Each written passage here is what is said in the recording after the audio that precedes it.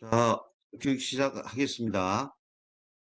기계장치에서 중국 구입 기계나 제작 연도를 알 수 없는 경우 신품 재구입비의 30에서 50% 당기 가액으로 산정할 수 있습니다.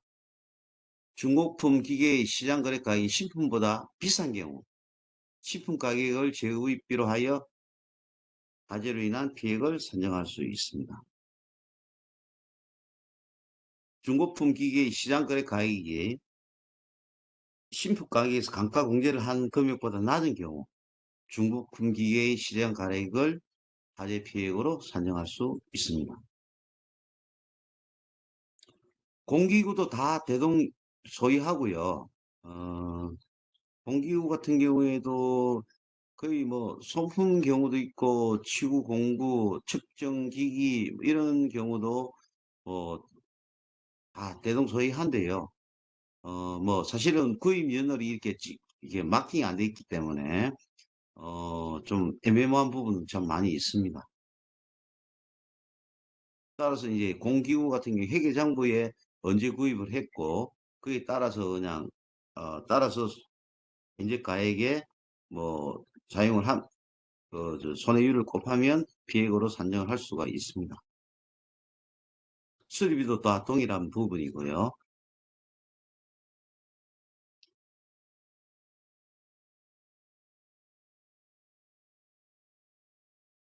단가율은 뭐 통상적인 방법 똑같습니다. 거의 대부분 다.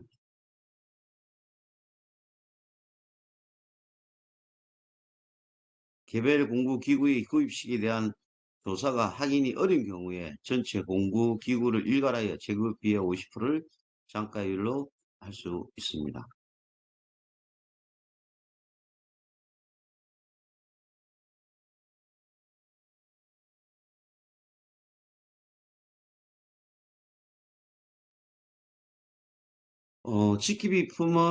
직기비품이나 사무실에 뭐 어떤 작업에 필요한 사용 또는 소지되는 것으로 생각하시면 될 것 같고요.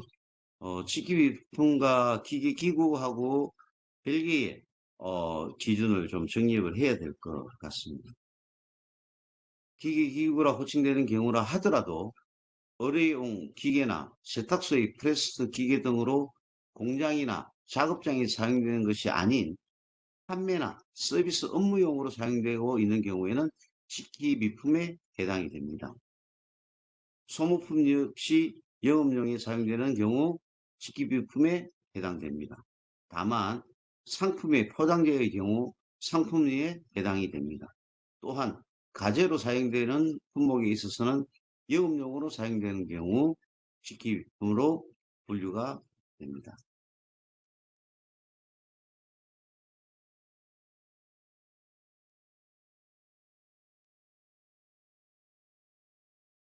뭐 직기비품도 뭐 피해 조사하는 방법은 뭐 유사하고요.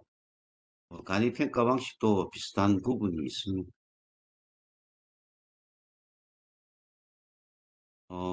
직기비품의 종류, 수량, 구입 연도가 다양하고 재구입비 단가가 소액이며 평균적인 경우 아주 유용한 방법으로 총체적, 개괄적 재구입비 산정은 업종별 해배당 단가의 소실 면적을 곱하면 될 것입니다.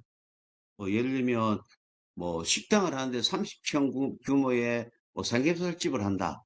그러면 통상적으로 인테리어를 빼고 안에 뭐 어떤 뭐 반찬류 뭐 저장하는 냉장고 그다음에 뭐 의자, 탁자, 뭐 포스 시스템 뭐 기타 등등 해가지고 30평 하는데 한 100만 원 들어가더라 라고 하면 이제 그 100만 원에 30평 곱하면 뭐 30만 원이 될 거고 그러면은 30만 원에 손해율 뭐 50%가 났다 하면 뭐 1,500만 원이 손해다. 뭐 이런 방식으로 취할 수가 있습니다. 좀 전에 말씀드렸던 간이 평가 방식을 말씀드렸습니다.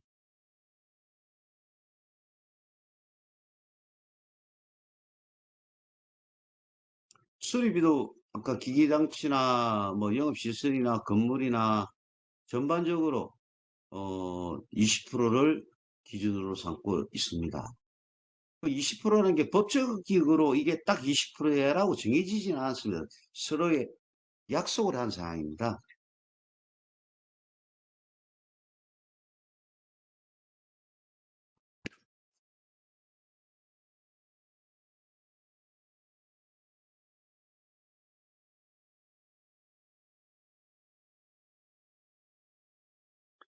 직기비품 계획 산정에서 중고 직기비품으로서 재당 연도를 알 수 없는 경우, 신품 재구입비에 아까도 기계장치에서 보았듯이 30에서 5%, 50%의 재구입비로 인한 화재로 피해액을 산정할 수가 있습니다.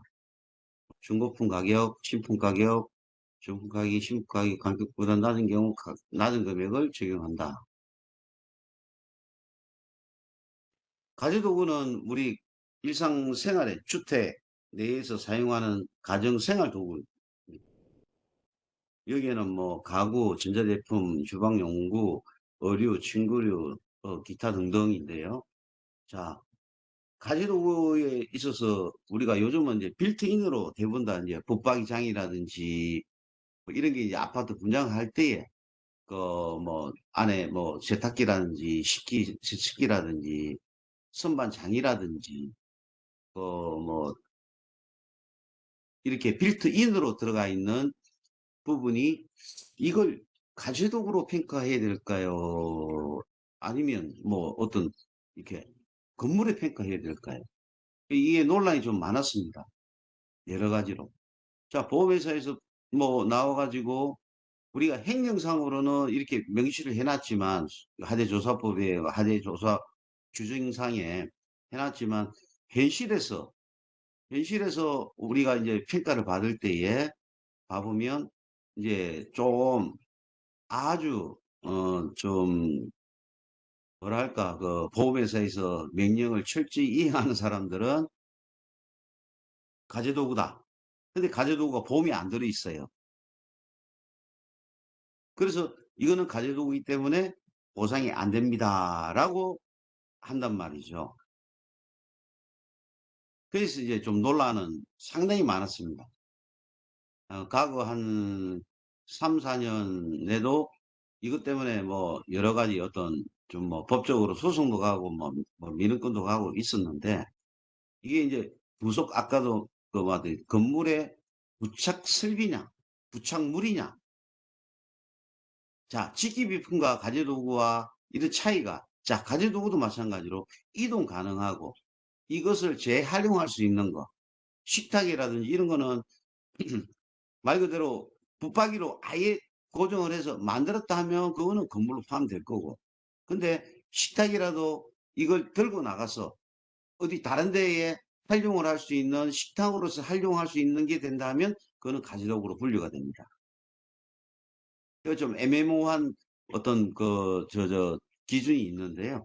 그 부분은 뭐 조사관들이 나름대로 잘 판단을 해서 이걸 건물로 손해를 잡든지 가재도구로 잡든지 그 부분은 어, 자기 역량에 맞춰서 하는데 분명한 것은 아까 민법 제가 드린 것처럼 이사를 가면서 붙박이 그 선반장 이런 거 붙박이장을 뛰어갈 수가 없잖아요. 그래서 종물 처분은 주물에 따른다는 그 표현 건물을 내가 이 아파트를 매각을 하는 데 있어 갖고 기존 가지고 가는 것 외에는 이런 부착 설비들은 건물로 봐야 함이 저는 타당하다고 생각되고 이제까지 업무를 그렇게 하고 있습니다.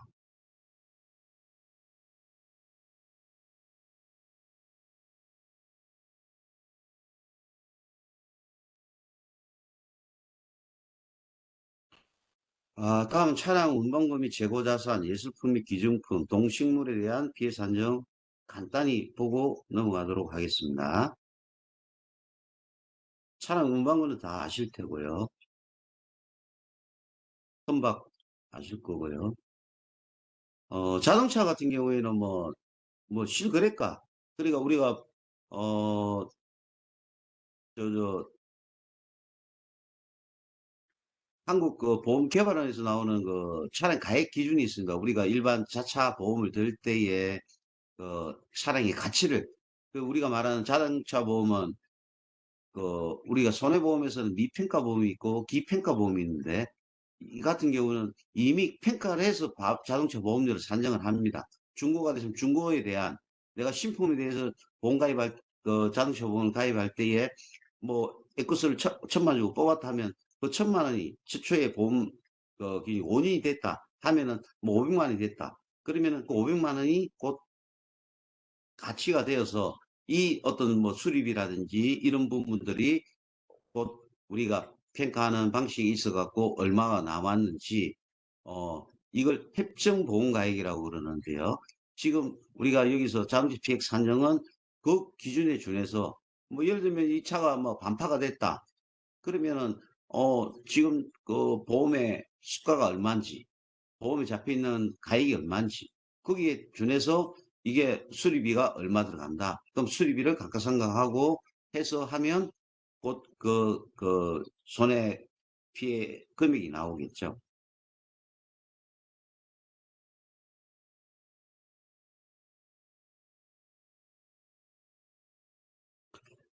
재고자산이라 하면 우리가 뭐 말 그대로 재고자산, 상품이 될 수 있고 제품이 될 수 있고, 그런데 공장에서 제조하는 거는 제품이고 우리가 일반적으로 매장에서 판매하는 게 상품이 되겠죠. 이것을 토탈터로 재고자산이라 표현을 하고 있습니다.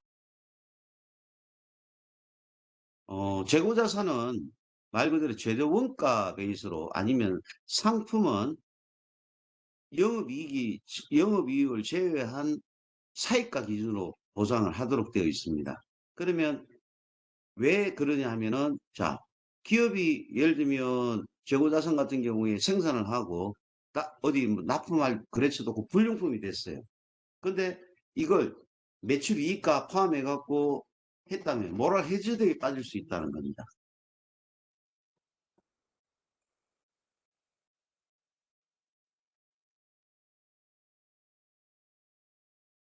그래서 모랄 해저드라는 거는 말 그대로 이익이 발생되는 거죠.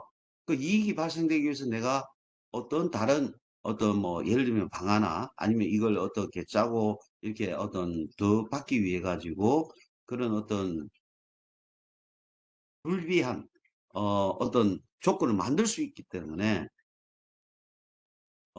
제조 공장에서는 제조 원가, 상품에서 그 상품을 판매하는 일반 상점에서는 매입가, 판매가가 아닌 매입가로 보상을 하게 되어 있고요. 법에서도 마찬가지고.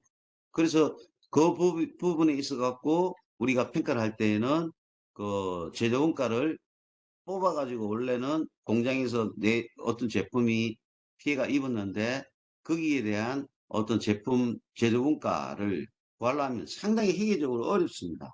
회계서가 붙어도 한 공장에 한 뭐 200평, 300평 되는 공장에 제조 원가를 구하려 그러면 한 달 가까이 걸립니다. 소모됩니다.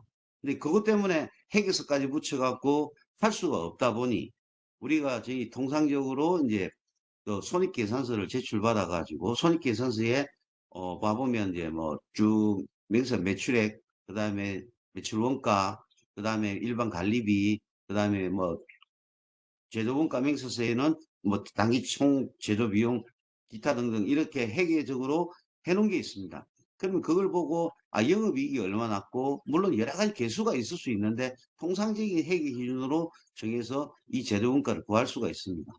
뭐 상품 같은 경우에는 실제로 거래처에서 받아온 영수증, 사입한 영수증, 판매가가 아닌 얼마를 주가지고 여기서 상품을 갖다가 판매를 하는지, 뭐 예를 들면 삼성에서 공장 주가가 100만 원이 돼서 일반 뭐 삼성 대리점에서 판매하는 110만 원이다. 그러면 공장 주가로 보상을 하도록 되어 있습니다. 아울러 재고자산은 감가를 하지 않습니다.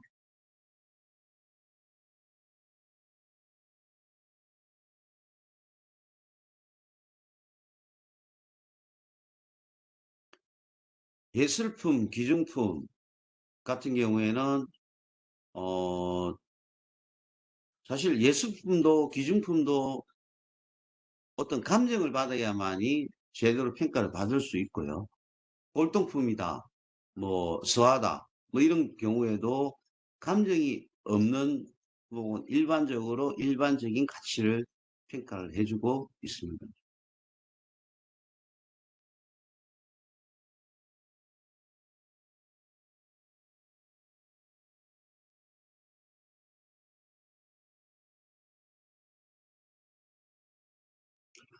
동식물류는 뭐 식물은 우리가 조달청에서 얼마만큼 쭉 그 뭐 감목, 간수, 뭐 높이 이런 걸 뭐 통해 가지고 이게 그 수목 같은 경우에는 평가를 하고 있고 시중 거래가를 기준으로 하고 있고요.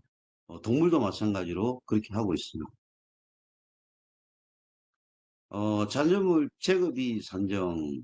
자, 이 부분은 사실은 이게 잔여물 제거라는 것은요, 소외되고 그 유해물이나 폐기물 발생된 경우 이걸 제거하는 비용을 말하는데요. 이 경우에 사실 화재 피해액이 10%, 요거는 뭐 제가 뭐 건의는 좀 몇 번 들었지만은 좀 잘못된 것 같아요. 이게 그 근원이 어디서 왔냐면 화재보험 약관에서 이게 따온 거거든요. 그러면 우리가 소방에서 행정상으로 요즘은 워낙 산업 그 폐기물 가격이 처리하는 비용이 워낙 높기 때문에 근데 실제로 사회적 비용이란 말이죠. 근데 왜 잔여물 제거 비용이 10%만 인정을 해서 계상을 하는지 저는 지금 현재 이 부분을 항상 얘기를 했거든요. 소방에서 화재 피해 조사를 하는 데 있어 갖고 이 제거하는 비용, 철거를 하고 잔해물을 갖다가 폐기하는 비용에 10%만 인정을 한다? 그 잘못된 거죠. 예를 들면 우리가 산폐기물 그 화재가 나서 건물 같은 경우에 뭐 폐자재, 폐콘크리트 뭐 이런 것들을 버리는데 톤당 상당히 비싸요. 금액이. 그 뭐 어떤 때는 뭐 몇백만 원에서 몇천만 원 들어가거든요. 근데 거기에 10%만 잔존물 제거비 해갖고 인정을 해놓는단 말이에요. 실제로는 천만 원이라는 돈이 실제로 피해가 발생된 돈이에요.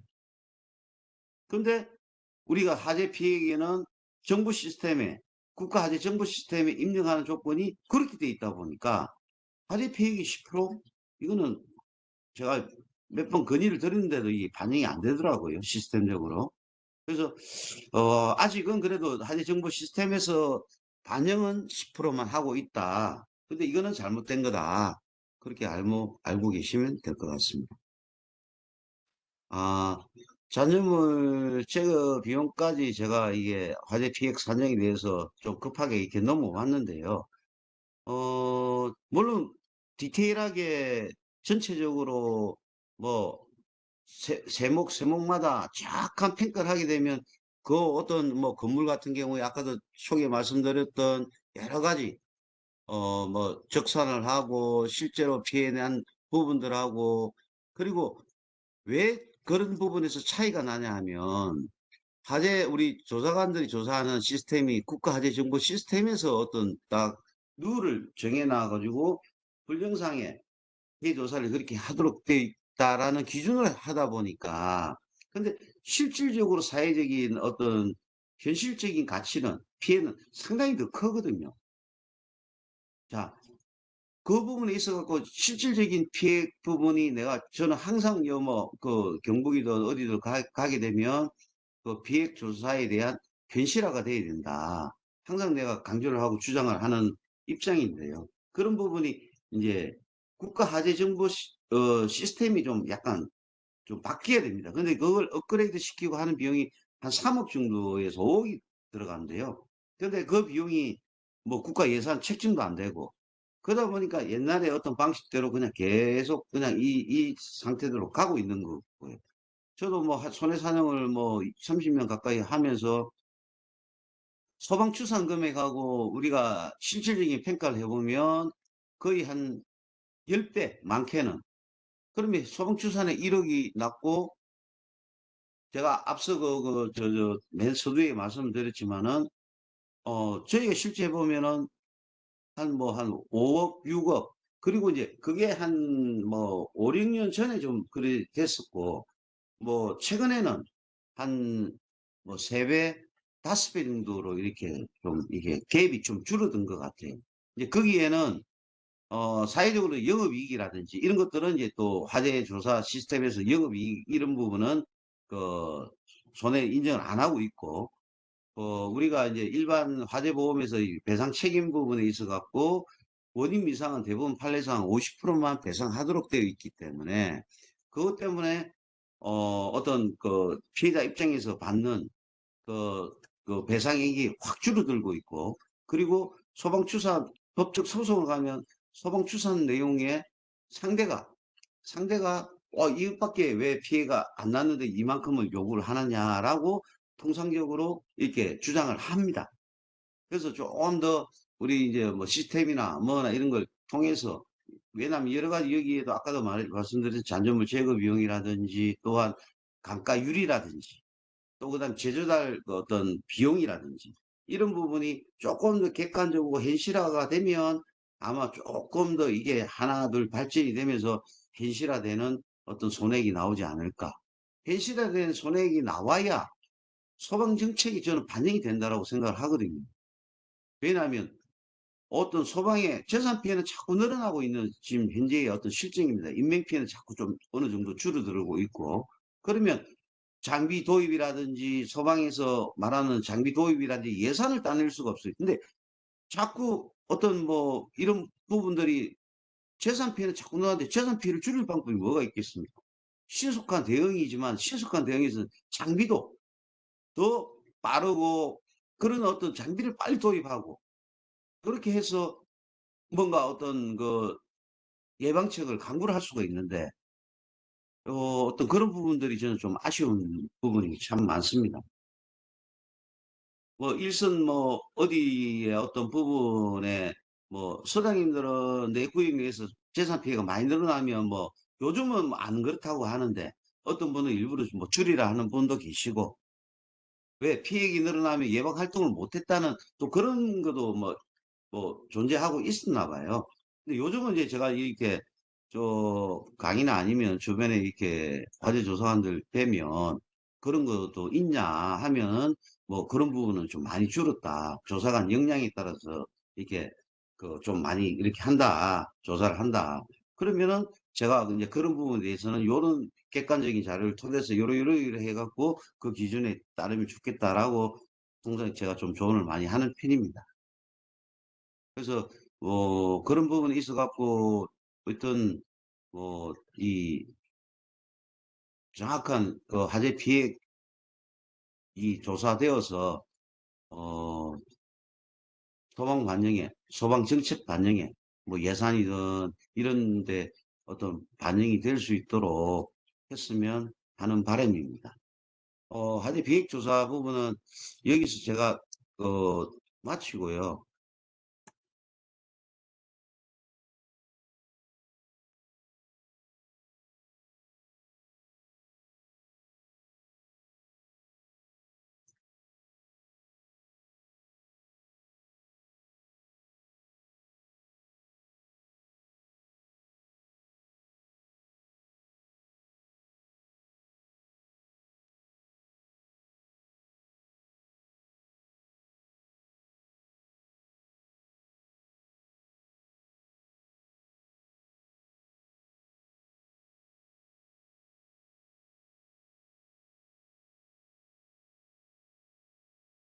혹 이 화면이 보이십니까?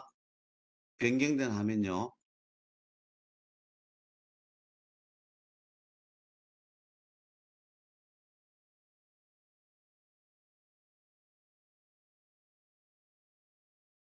아, 네, 감사합니다.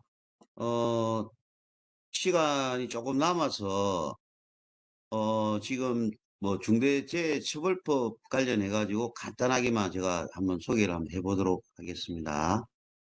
저는 뭐 사실은 이제 피닉스 손해사정을 하고 있고 한반도 행정사를 운영하고 있습니다.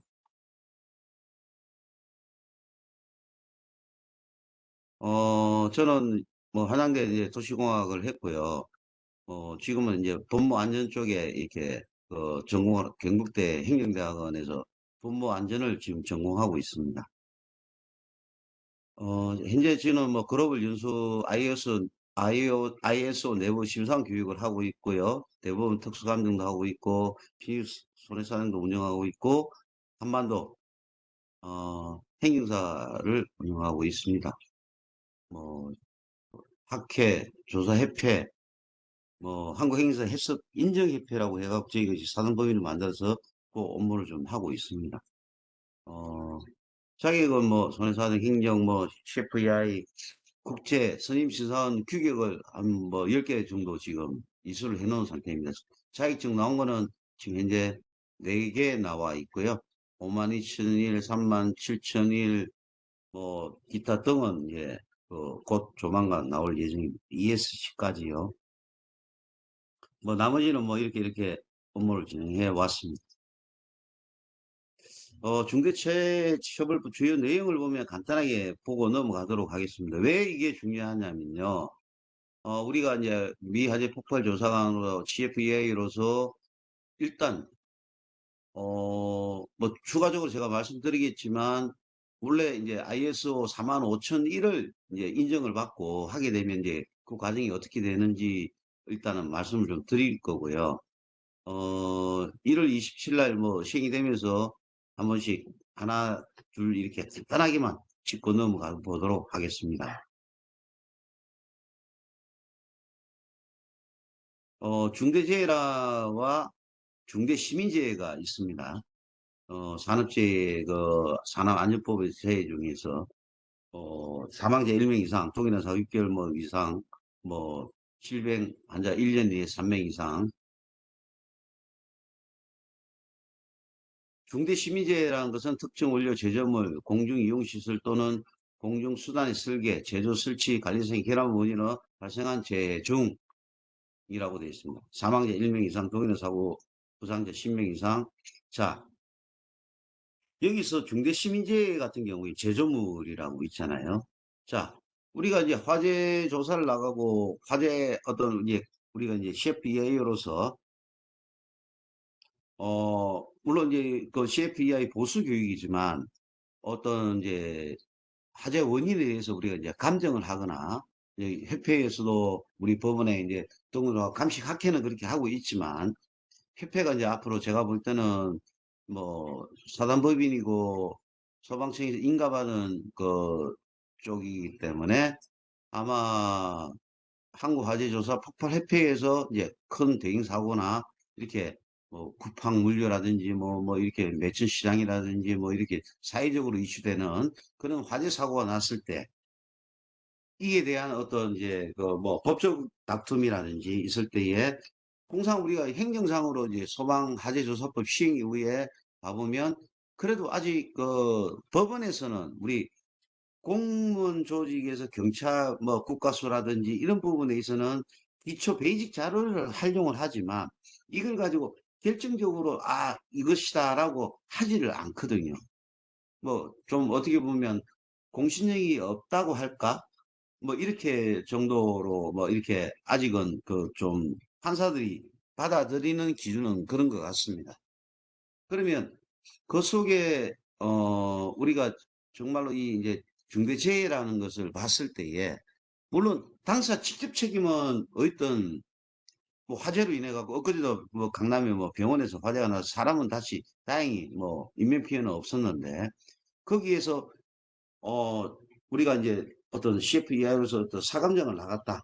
원인 조사를 하러 우리가 미화재 폭발 조사관으로서 나갔다. 했을 때에 그 원인을 정확하게 잘 과학적으로 단서했어야 원인 민상 이렇게 할 수도 있습니다. 근데 큰 뭐 책임력이나 이런 게 없기 때문에. 그러나 CFEI의 어떤 전문성을 가지고 접근을 했을 때에 뭐 어떤 기관에서 어떤 그런 부분을 위탁을 받았을 때에 자, 그 병원에서 이 사망사고가 한 명이라도 났다면 병원장은 구속이죠. 일단 처벌 대상이죠. 그리고 그 조사를 받아야 되고. 근데 그 부분이 우리가 CFEI로서의 정확한 화재 원인이 병원 의료기기에 어디에 하자가 났다. 그러면 병원장은 책임을 면할 수 있죠. 뭐 이래서 원인 규명이라는 게 상당히 중요한 부분이 있습니다. 근데 원인 미상하면은 무조건 그 원인이 불명하니까 결국은 병원장은 처벌 대상이 되는 겁니다.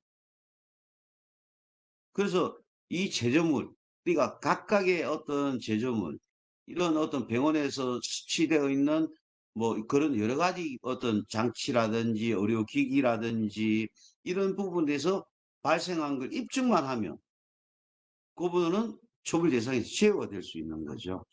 그래서 제가 그걸 중대시민재해에 대한 제조물에 대한 원인 규명, 그래도 앞으로 우리 CFEI의 어떤 전문적이고 과학적으로 좀 더 어떤 사회적으로도 그렇고 또 해야 되지 않을까라고 생각합니다. 뭐 중대재해처벌법의 사업주 경영자 다 모두 다 책임입니다. 예전에는 안전관리자만 산업안전보건법에 의해 갖고 산업안전관리자만 책임을 졌습니다. 근데 지금은 이제 경영자 뭐 다 포함입니다.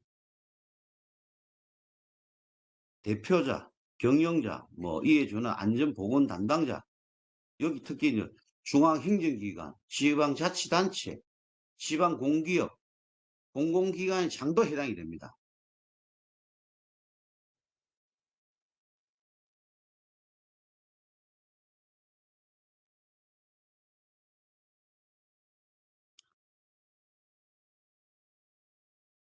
사업주 또는 경자는 뭐 이러이러한 조건으로 이렇게 해갖고 조치를 다 취해야 된다. 이에 따라서 조치에 대한 구체적인 사항은 대통령으로 정할 예정이다라고 되어 있습니다. 자, 여기서도 사업주 또는 경영 책임자 등은 사업주나 법인 또는 기관이 제3자에게 도급, 용역, 위탁을 한 경우에 해당이 됩니다. 자, 내가 식당에서 우리 종업원은 뭐 3명밖에 안 되는데 1명밖에 안 되는데 근데 알바를 5명을 썼어요. 아르바이트를. 근데 그때 사고가 났어요. 중대재해처벌법 대상입니다. 그게 이번에 이런 도급, 용역, 위탁 이게 상당히 중요한 항목으로 들어가 버린 거죠. 우리가 뭐 고정비를 줄이기 위해서 사대보험을 들고 하면서 뭐 음식 좀 대행 음식도 그렇고 봐보면 뭐 종업원은 뭐 한 4명 정도 해놔놓고 그다음에 알바를 한 10명을 써요. 그러면 이거 중대재해처벌 대상이냐 아니냐 대상이 되는 겁니다. 그래서 중요한 겁니다. 뭐 워낙 엄격한 뭐 이게 어떤 처벌 내용도 엄격하고 워낙 뭐 부분이기 때문에 뭐 법인 또는 뭐 기관 같은 50억 이하의 벌금, 10억 이하의 벌금 막 그렇습니다. 자, 사업주는 또는 경영자 책임 등이 고의 또는 중대한 과실로 안전 및 보건 확보 의무를 위반하여 중대재해사고가 발생한 경우 이렇게 되어 있습니다. 손해배상 같은 경우에 제15조 해당 사업주, 법인 또는 기관이 중대한 재해로 손해 입은 사람에 대하여 그 손해액의 5배를 넘지 않은 범위에 의해서 배상 책임을 진다.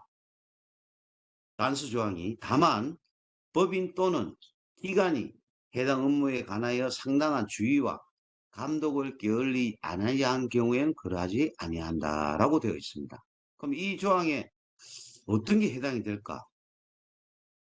자, 중대재해처벌법 시행령 절차 서면 요구사항이 이렇습니다. 안전보건 목표에 대한 경영방침의 설정, 뭐 도급, 용역, 위탁 시 산재 예방 조치 능력 및 기술에 관한 평가 기준, 절차 및 관리 비용, 업무 수행 기간 관련 기준 마련, 이해 여부, 점검 이러한 조건이 시행령에 포함되어 있습니다.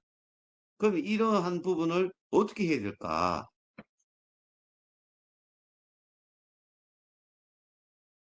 이 부분이 바로 중대재해처벌법 시행령에 나와 있는 이러한 절차와 요구사항을 정해놨습니다. 그래서 이러한 요건을 구비하면 다만 법인 또는 기관이 해당 업무에 관하여 상당한 주의와 감독을 게을리 하지 아니한 경우는 그러하지 아니하라는 항목에 해당이 되는 겁니다. 이러한 요건을 다 갖추었을 때. 그래서 최근에 저도 뭐 ISO 국제 선임 심사원 뭐 공부도 하고 또 자격도 인정받고 하면서 그래서 제가 이번에 이 내용에 조금 소개차 말씀을 드리는 겁니다. ISO 45000이 국제적으로 인정받은 안전보건 경영 시스템 인증서입니다. 뭐 이런 내용이 중대재해처벌법 절차 및 요구사항하고 대동소이합니다. 이게 왜 대동소이하냐면 박주민 의원이 이걸 발의를 했는데요. 중대재해처벌법을. ISO 45001 절차 및 요구사항을 준용을 했습니다. 그때 급하게 만들어서 일단 빨리 통과를 시켜야 되고 하다 보니까 어떤 뭐 규범서나 이런 내용이 전혀 없습니다. 그래서 ISO 45001 요 안전보건경영 시스템이라는 항목에 절차서와 요구사항을 그대로 따와가지고 중대재해처벌법 시행령을 예, 요구사항을 집어넣은 겁니다. 그러면 이 요구사항을 다 하면 다만 법인 또는 기관이 해당 업무에 대한 상당한 주의와 감독을 게을리지 아니한 경우에 그러하지 아니하다는 손해배상 책임을 면할 수 있다는 거죠.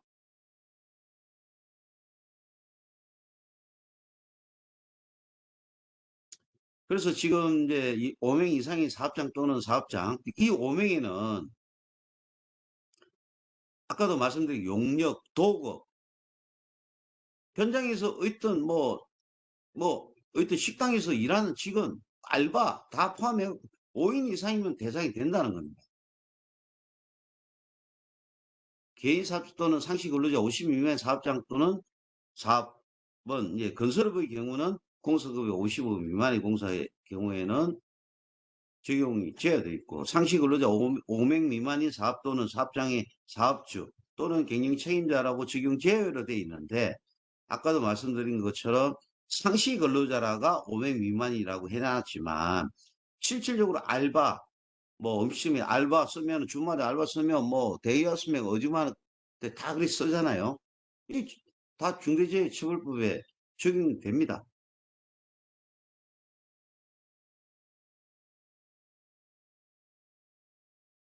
뭐 처벌 내용은 뭐 앞서 설명드린 것과 같이 뭐 사망자가 경우 1년 이상 10억 이하의 벌금이고 법인 같은 경우 50억 이하의 벌금입니다.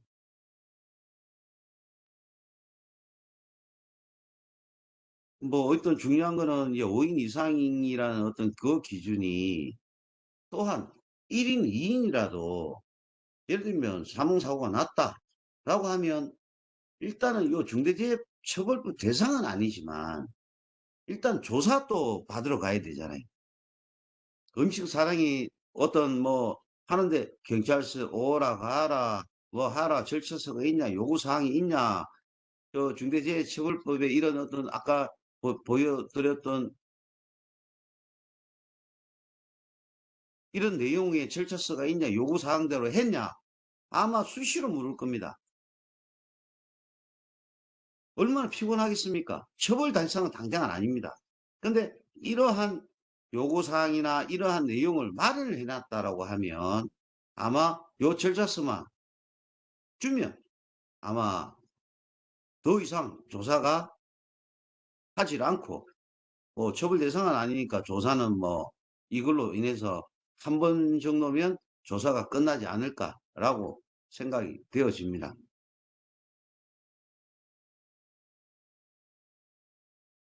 그 산업안전법과 중대재해처벌법은 어떤 막강하다.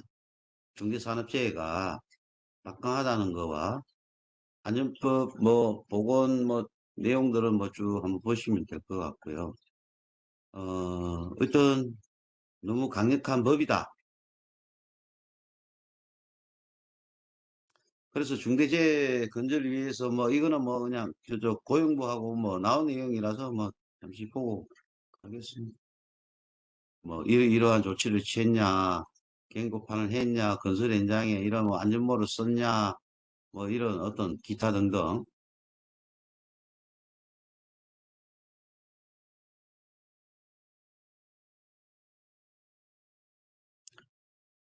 그래서 어떤 중요한 게 뭐 주변에나 뭐 이런 어떤 중대재해처벌법이 나는 뭐 해당이 안 되고 뭐 1인 사업자고 이러한 부분이 있었어도 그렇고 우리가 CFEI로서의 어떤 나름대로 자격을 갖췄으니까 이러한 그 뭐 과제로 인한 원인 분석이나 뭐 중대시민재해 같은 경우에 좀 눈여겨보면서 어떤 뭐 전반적으로 이렇게 중대재해처벌법이 너무 워낙 강력한 법이고 하다 보니까 이걸 어떻게 주변에 안내를 하고 알리고 또한 이런 부분이 어떤 내 생활하고 직접적이고 막 잘못되면은 어떤 경찰서 계속 불려가야 되고 얼마나 힘들겠습니까?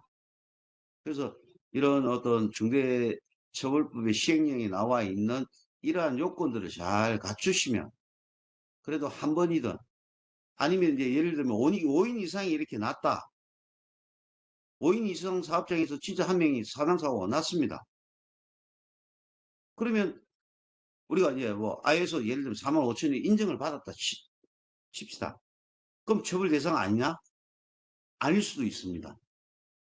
자, 나는 안전교육과 이 절차서에 의해서 안전보건 목표와 경영 방침을 설정했고 나는 전담 조직까지 설치했고 이런 필요한 안전조치를 위해 물질에 대한 개선과 예선 집행을 다 했고 다 했는데 이거는 불가항력적이지 않느냐.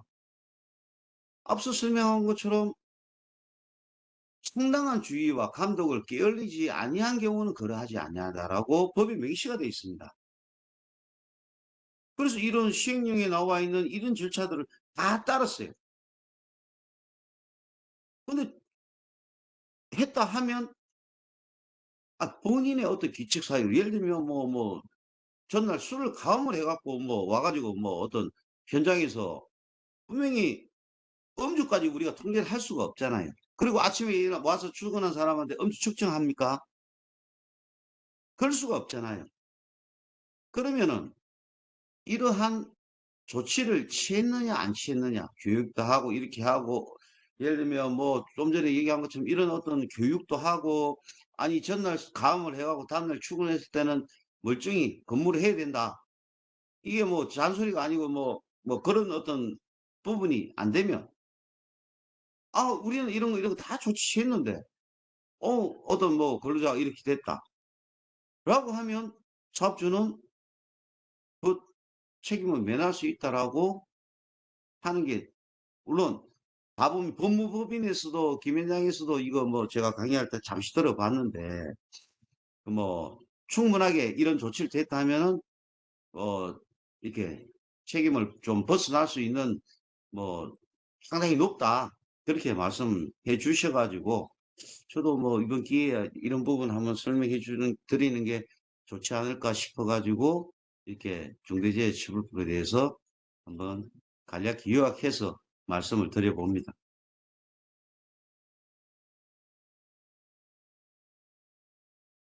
어떤 ISO 45001 해갖고 두들기 보면 그런 그 절차서 매뉴얼 책자로 해갖고 엄청나게 두껍습니다. 제가 보니까 한 200페이지 넘어 되는 것 같던데요.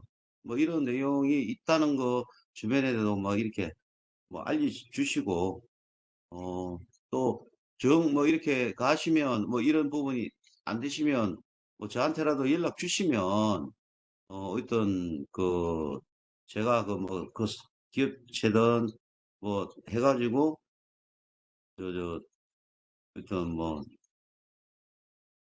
방법을 한번 같이 강구해 보도록 하겠습니다. 저는 요 010-2210-0079 박이석입니다. 물론 이거 아울러서 CFEI뿐 아니라 화재 조사에 관심을 많이 가져주시고 또 소방 발전을 위해 가지고 뭐 저는 일익을 담당하지 못하지만 화재 조사관으로서 아니면 또한 CFA로서의 어떤 조금 더 우리가 이 전문 지식을 가지고 화재 원인 규명도 하고 하면서 또 이게 또 좀 시너지 효과도 누릴 수 있도록 하는 저희의 간절한 바람입니다.